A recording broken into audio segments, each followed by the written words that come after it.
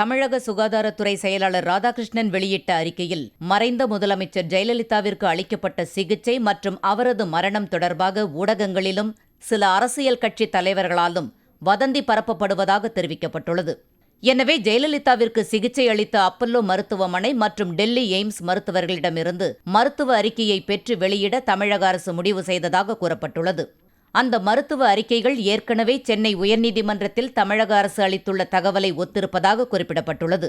கடந்த ஆண்டு செப்டம்பர் 22ஆம் தேதி இரவு அப்பல்லோ மருத்துவமனையில் ஜெயலலிதா அனுமதிக்கப்பட்டபோது சுவாசிக்க முடியாத நிலையில் அயற்சியுடன் இருந்ததாக தெரிவிக்கப்பட்டுள்ளது.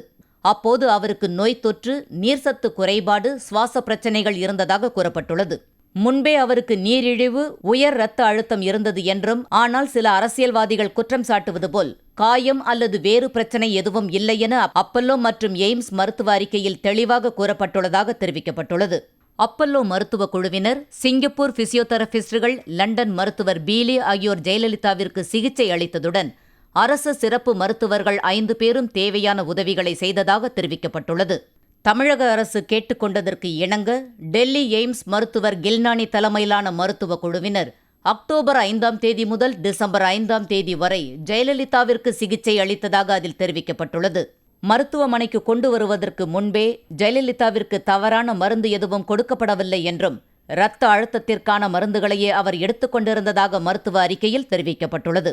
மருத்துவமனையில் சிகிச்சை பெற்று வரும்போது காவேரி விவகாரம் உள்ளிட்ட சில முக்கிய பிரச்சினைகள் குறித்து அரசு அதிகாரிகளுடன் ஜெயலலிதா ஆலோசனை நடத்தியதாகவும், வாய் வழியாக உணவு எடுத்துக்கொள்ளும் விதத்தில் அவரது உடல்நிலை முன்னேற்றம் அடைந்து வந்ததாகவும் கூறப்பட்டுள்ளது.